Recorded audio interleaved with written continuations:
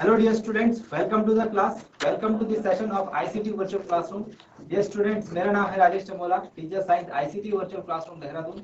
और इस सेशन में हम लोग बात करने वाले हैं क्लास 12 की फिजिक्स के ऊपर, यानी कक्षा 12 भौतिक विज्ञान के ऊपर।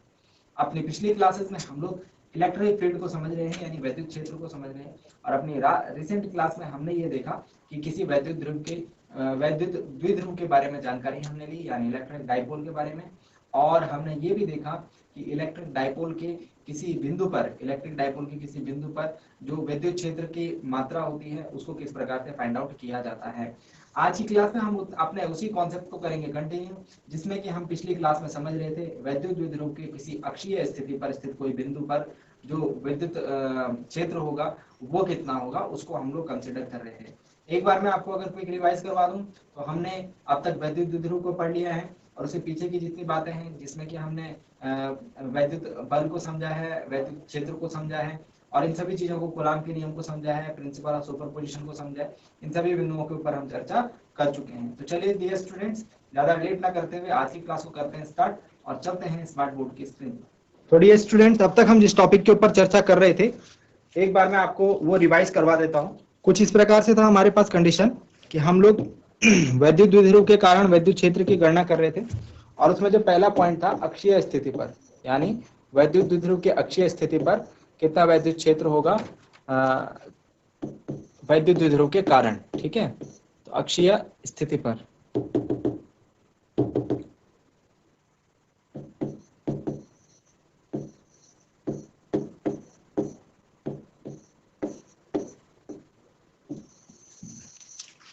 एट एक्सियल पॉइंट, और इसे मैंने आपको बताया था, इसे हम अनुदैर्ध्य स्थिति भी कहते हैं।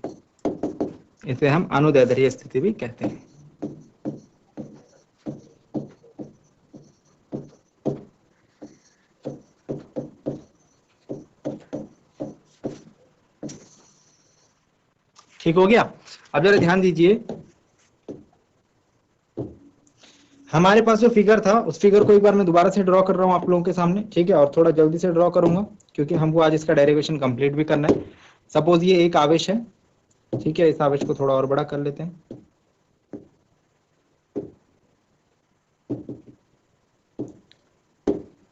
ओके, और ये एक दूसरा आवेश है यहाँ पर। ठीक,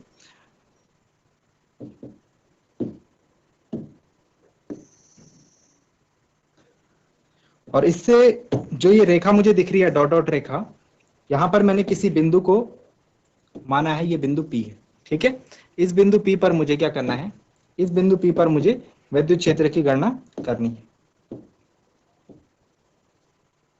चलिए अपना फिगर कंप्लीट करते हैं।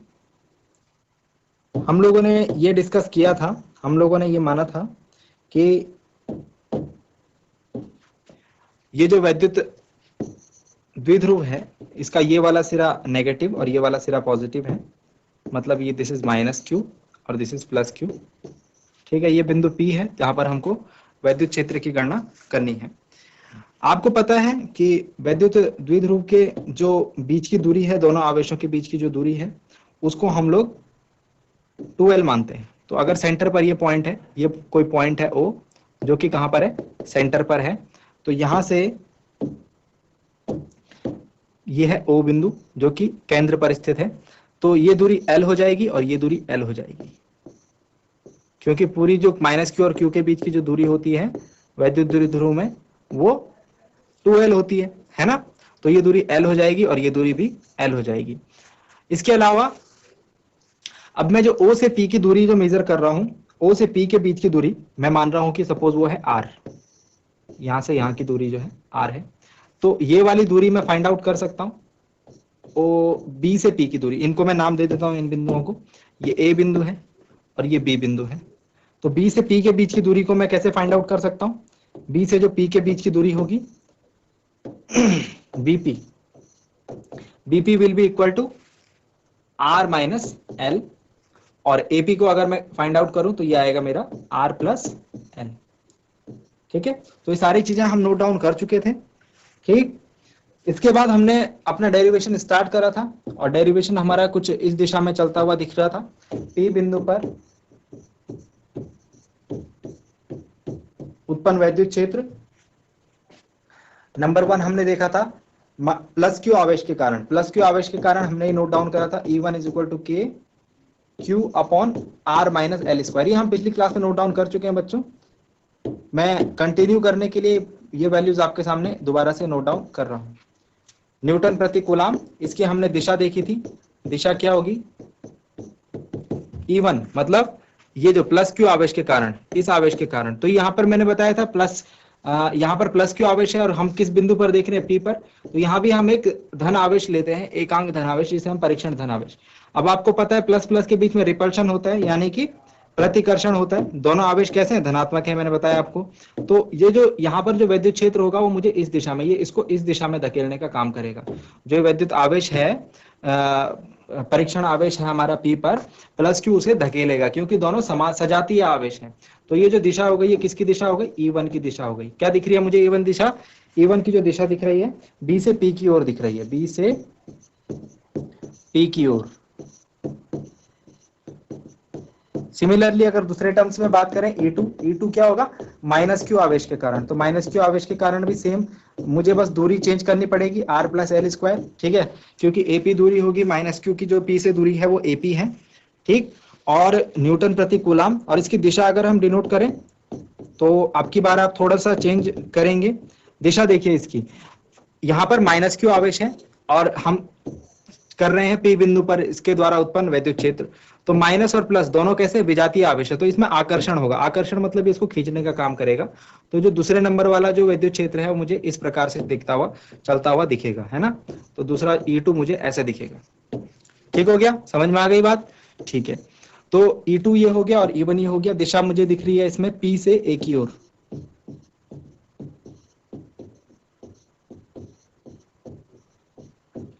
ठीक, तो ये थे हमारे 2 पॉइंट्स। अब हमको क्या करना है?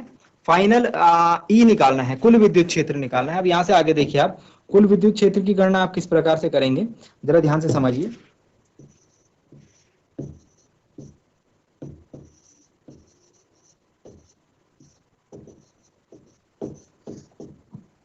कुल विद्युत क्षेत्र आपका होगा E is equal to E1 minus E2, क्योंकि आप देख रहे हैं दोनों आवेश जो हैं ये विपरीत दिशा में जा रहे हैं। कैसी दिशा में जा रहे हैं? विपरीत दिशा में। इनके बीच का कोण कितना है?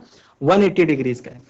तो सदिशों के जो योग है, सदिशों का जो एडिशन है, एडिशन ऑफ वेक्टर्स, उसमें हमने देखा है कि जब इस प्रकार की कंडीशन होती है तो दोनों सदिशों को घटा दिया जाता है। तो हमने क्या करा? E1 minus E2। आप जरा ध्यान दीजिए, हमने E1 माइनस E2 करा, E2 माइनस E1 क्यों नहीं करा? क्योंकि E1 जो है बड़ा है, E1 बड़ा है और E2 छोटा है। आप ये बात समझ सकते हैं, E1 बड़ा है और E2 छोटा है ना। क्योंकि E1 के जो अपॉन में संख्या लिखी हुई है, E1 के अपॉन में जो संख्या लिखी हुई है, सॉरी एक मिनट दोबारा से ध्यान दीजिए, E2 बड़ा है या E1 बड़ा है, इसको हम कैसे फाइंड आउट करेंगे? हम लोग देखेंगे,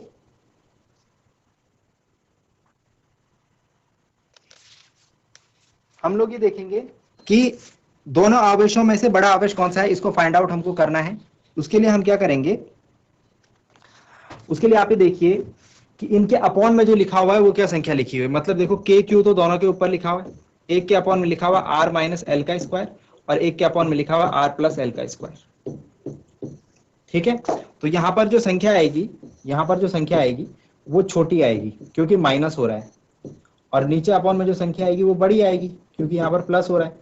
जब किसी एक समान संख्या को एक बार छोटी संख्या और एक बार, सपोज 5 को आप एक बार 2 से भाग कर रहे हैं और एक बार आप 4 से भाग कर रहे हैं, सपोज चलो हम 20 ले लेते हैं, 20 को आप एक बार 2 से भाग कर रहे हो, एक बार 4 से भाग कर रहे हो, एक बार आप छोटी संख्या से भाग कर रहे हो, एक बार बड़ी संख्या से।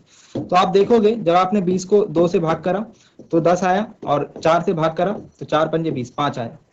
ठीक है, तो जब अपॉन में बड़ी संख्या होगी तो भागफल जो है वो छोटा आएगा, और अपॉन में छोटी संख्या होगी तो भागफल बड़ा आएगा। मतलब दोनों में से बड़ी संख्या कौन सी होगी?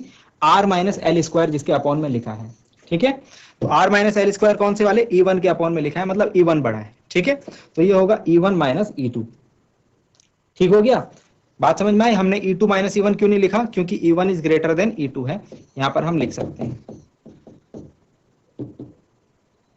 E1 is greater than E2।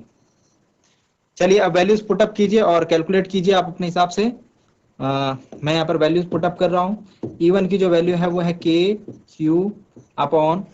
KQ upon R minus L square, और E2 की जो वैल्यू है वो KQ upon R plus L square.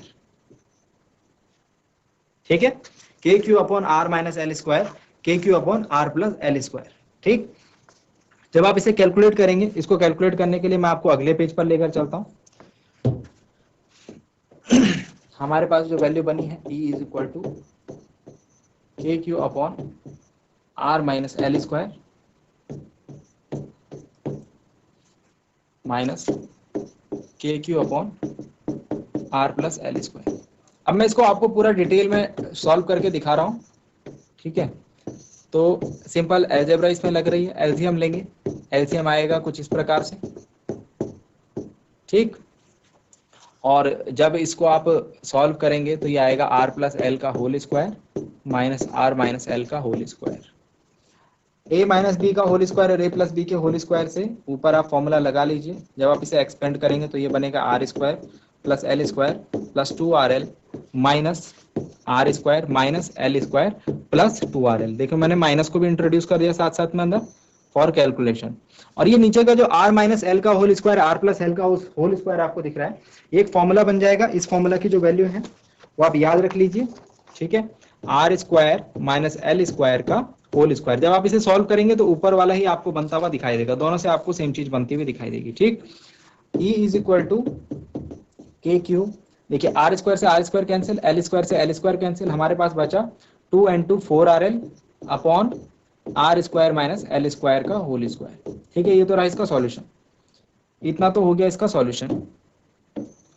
अब इसके बाद की बातें करते हैं, पहले से नोट डाउन कीजिए, न्यूटन प्रति कूलम। इसके बाद आपको एक दो बातें नोट डाउन करनी है।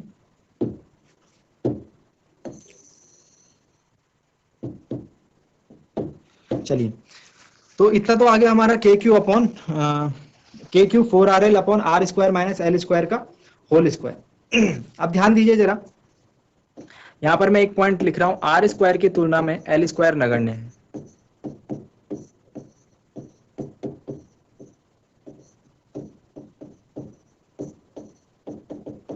R स्क्वायर की तुलना में L स्क्वायर नगण्य है। क्यों? क्योंकि R देखिए कहां से कहां के बीच की दूरी है, बिंदु P से केंद्र O के बीच की दूरी है, और L जो है वो बिंदु O से एक आवेश के बीच की दूरी है। मैंने आपको जब द्विध्रुव की परिभाषा बताई थी, जो इनके बीच की दूरी थी 2L, इसको मैंने अल्प दूरी बोला था। क्या बोला था? कि जो वैद्युत द्विध्रुव एक ऐसा समायोजन है, एक ऐसा समायोजन है जिसमें दो समान मात्रा के लेकिन विपरीत प्रकृति के आवेश एक दूसरे से अल्प दूरी पर स्थित होते हैं। तो माइनस Q और Q के बीच की दूरी क्या है? अल्प।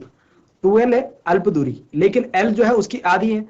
अगर 2L अल्प दूरी है तो L दूरी और छोटी हो जाएगी। लेकिन R दूरी क्या है? केंद्र O से बिंदु P के बीच की दूरी। तो बिंदु P जो है द्विध्रुव से अक्षीय स्थिति पर किसी भी बिंदु पर हो सकता है। ठीक है, इस प्रकार से सोचिए। इसीलिए जो बिंदु P की दूरी होगी R, वो L की तुलना में काफी बड़ी होगी। R बड़ा होगा L से। अगर R L से बड़ा होगा तो R स्क्वायर जो होगा और बड़ा हो जाएगा L से। ठीक है, इसीलिए R स्क्वायर की तुलना में L स्क्वायर को हम क्या ले सकते हैं? नगण्य ले सकते हैं। नगण्य मीन्स हम इसको इग्नोर कर सकते हैं अपनी कैलकुलेशन से। तो हमारी कैलकुलेशन कुछ ऐसी बन के आ जाएगी, KQ upon 4RL upon R square का स्क्वायर। ठीक है, और इसको अगर फर्दर सॉल्व किया जाए तो KQ upon 4RL upon R की पावर 4, जब इसे कैंसिल आउट हम करेंगे, E is equal to KQ 4L upon R cube and यहाँ से हम ये देख सकते हैं E is equal to K 4QL upon R cube. अब इस 4 को मैं इस प्रकार से लिखना चाह रहा हूँ, जरा ध्यान से देखिए। 4 को मैं लिख रहा हूँ 2 गुणा 2, बात तो एक ही है ना? 2 गुणा 2। ऐसा मैंने क्यों करा? क्योंकि 2QL मुझे पता है क्या होता है। 2QL को मैं क्या बोलता हूँ? P।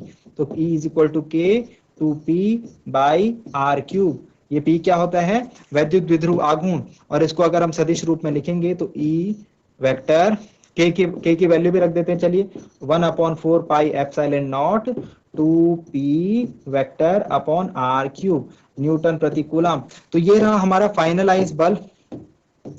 फाइनलाइज बल जो है, फाइनलाइज वैद्युत क्षेत्र किसी बिंदु P पर वैद्युत द्विध्रुव के कारण। ठीक है, तो ये हुआ हमारा फाइनल एक्सप्रेशन, आप इसे नोट डाउन कर लीजिए। और इसकी जो प्रीवियस कैलकुलेशन है मैंने हर एक स्टेप को यहाँ पर मेंशन करा है, एक भी स्टेप नहीं छोड़ा है। फाइनली जो हमारा जो एक्सप्रेशन बन के आएगा वो कुछ इस प्रकार का बन के आएगा, E is equal to 1/4 pi epsilon naught two P vector upon 2P vector upon R cube newton प्रति कूलम। और दिशा की बात करी जाए, देखिए वेक्टर है यानी कि सदिश राशि है, दिशा की बात करी जाए तो दिशा क्या होगी इसकी, मैंने आपको बताया था यहाँ पर कैलकुलेशन में E1 is greater than E2। तो बड़ा कौन है, देखिए यहां से इस तरफ ये बिंदु P है, इस पर दो मैंने विद्युत क्षेत्र डिनोट करे थे, E1 और E2 कौन सा था, E1 was this one and E2 was this one। तो E1 ये वाला विद्युत क्षेत्र था और E2 ये वाला। हमने बोला E1 बड़ा है, E1 बड़ा है मतलब कि परिणामी जो विद्युत क्षेत्र होगा वो ये वाला होगा, ठीक है, परिणामी जो विद्युत क्षेत्र होगा वो ये वाला होगा। मतलब कि सपोज ये दो लोग अगर रस्सी खींच रहे हैं इधर से और बड़ा ये है, तो जो फाइनली रस्सी जाएगी वो इस दिशा में जाएगी, इस क्षेत्र में जाएगी। इसको इस प्रकार से आप समझ सकते हैं, ठीक हो गया। तो फाइनली जो है दिशा वो कौन सी वाली होगी, E1 वाली होगी।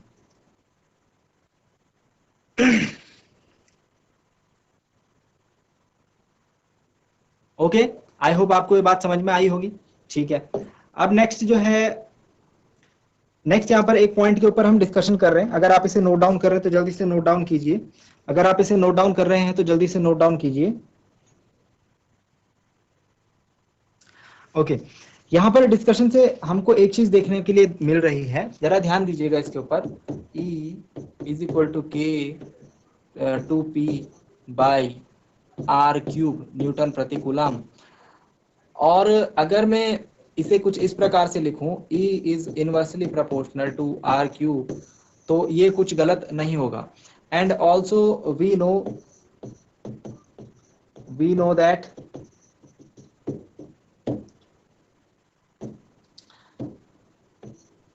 E is inversely proportional to R square.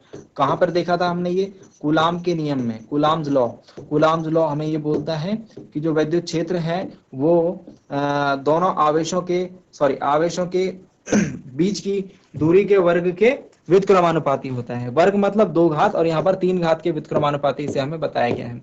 तो जरा ध्यान देने वाली बात यह है कि यहाँ पर जो दूरी होगी उसके साथ जो E का परिवर्तन होगा, यानी जो विद्युत क्षेत्र का परिवर्तन होगा, विद्युत क्षेत्र की मात्रा में उसके मान में जो परिवर्तन होगा वो रिलेटिवली किसके, कूलाम नियम के अनुसार जो विद्युत क्षेत्र होता था उसके अनुसार वो परिवर्तन ज्यादा होगा, ठीक है।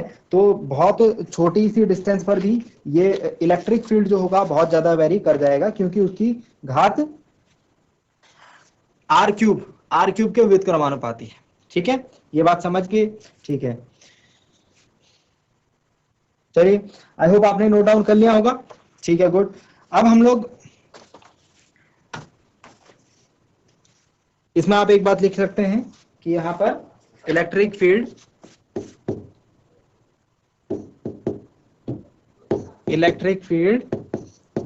Decreases very rapidly. किस केस में हो रहा है, बहुत जल्दी से घट रहा है। Electric field decreases very rapidly मतलब विद्युत क्षेत्र बहुत तेजी से घट रहा है। कौन सा केस है ये, ध्यान रखेंगे, ये जो केस है ये है वैद्युत द्विध्रुव की। पॉइंट्स आप अपने दिमाग में क्लियर करते हुए चलना, ये हम लोग अपना पॉइंट कंटिन्यू कर रहे हैं अपनी लास्ट क्लास से। वैद्युत द्विध्रुव के कारण अक्षीय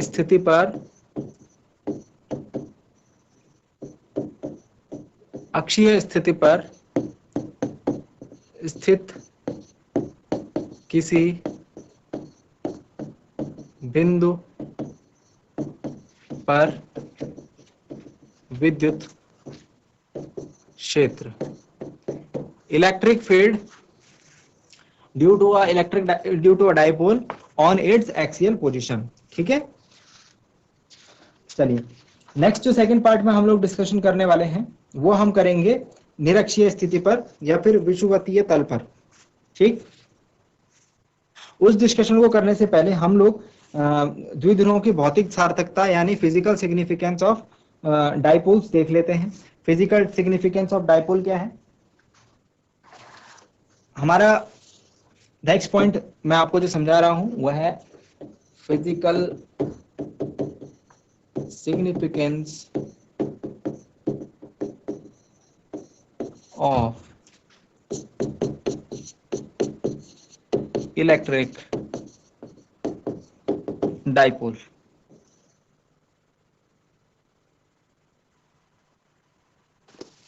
physical significance of electric dipole में देखिए, हमारे जो मोस्ट ऑफ द मॉलिक्यूल्स है, हमने क्या बोली थी, बात क्या करी थी इलेक्ट्रिक डाइपोल की, कि ये क्या होगा, ये एक ऋणावेश और एक धनावेश को अगर मैं थोड़ा कम दूरी पर रख दूं तो ये जो समायोजन है इसको हम इलेक्ट्रिक डाइपोल कहते थे, ठीक है, वैद्युत द्विध्रुव कहते थे। लेकिन जो जो अधिकांश अणु हैं हमारे, मोस्ट ऑफ द जो मॉलिक्यूल्स हैं, उसमें धनावेश और ऋणावेश जो है उनके केंद्र एक ही स्थान पर होते हैं, ठीक है, मतलब कि ये एक दूसरे से दूर नहीं होते, ठीक है, जो इनके बीच की दूरी होनी चाहिए अति अल्प दूरी वो नहीं होती है। हम बोलते हैं कि इनके द्विध्रुव आघूर्ण शून्य होते हैं, ठीक है। इसमें जो एग्जांपल हम ले सकते हैं वो कार्बन डाइऑक्साइड का ले सकते हैं और CH4 को हम क्या बोलते हैं, मेथेन का अणु। तो कार्बन डाइऑक्साइड का अणु और मेथेन के अणु को हम एग्जाम्पल ले सकते हैं, ये भी मॉलिक्यूल्स हैं, बट इनमें क्या है कि धनावेश जो ऋणावेश के केंद्र हैं वो एक ही स्थान पर हैं, ठीक है। अगर मैं इनको इलेक्ट्रिक, मैंने आपको पिछली क्लास में एक बात बताई थी कि जो परमाणु होते हैं, परमाणु वैसे तो वैद्युत द्विध्रुव उनका कुछ होता नहीं है, लेकिन अगर मैं वैद्युत क्षेत्र में उनको रख दूं तो वो भी वैद्युत द्विध्रुव उनके ऊपर, उनके अंदर आ जाता है, वो गुण उनके अंदर आ जाता है।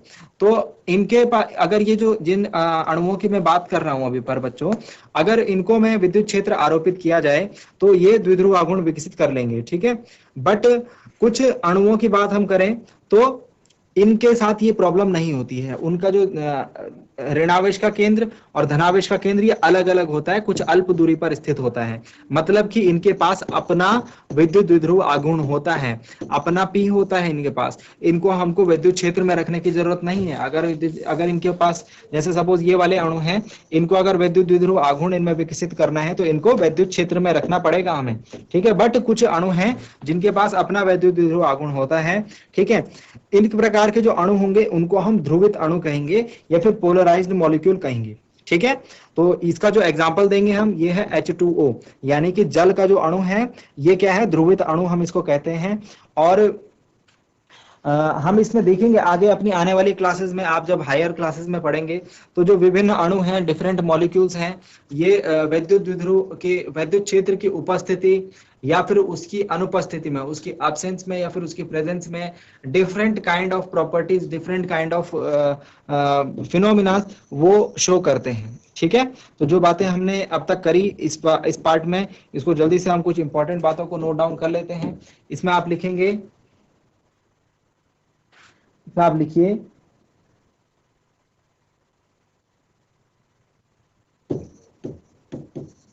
अधिकांश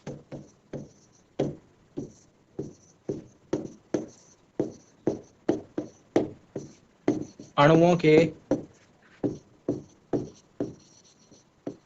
विद्युत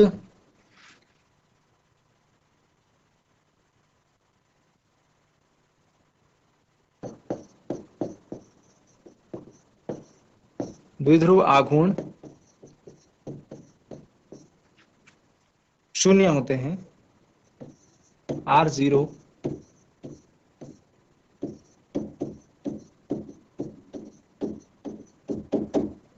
शून्य होते हैं। एग्जाम्पल क्या क्या है इनके, कार्बन डाइऑक्साइड एंड CH4 अणु, कार्बन डाइऑक्साइड एंड मीथेन का अणु, ठीक है। नंबर टू, कब इनके ऊपर अगर हमको द्विध्रुव विकसित करना है तो विद्युत क्षेत्र आरोपित करने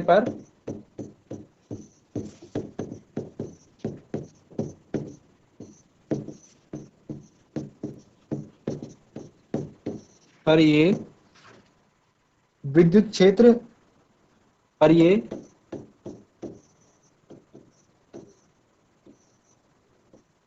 द्विध्रुव आघूर्ण विकसित कर लेते हैं,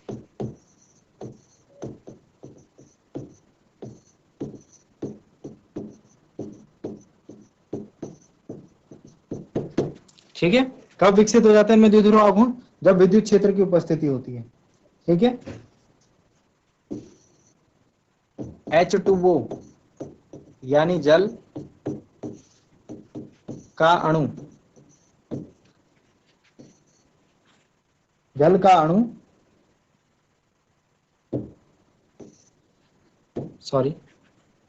जल के अणु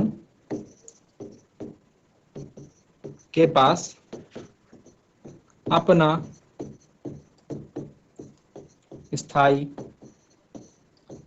द्विध्रुव आघूर्ण होता है।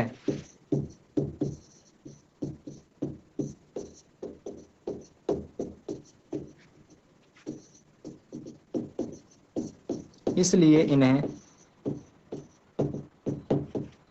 ध्रुवित अणु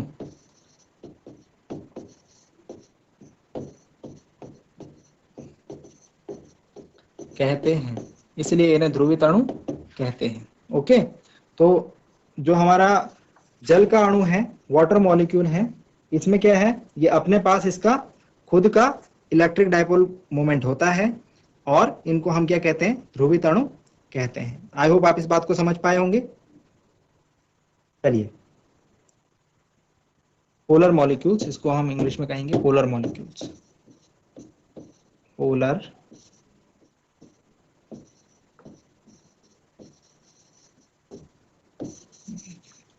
ठीक है।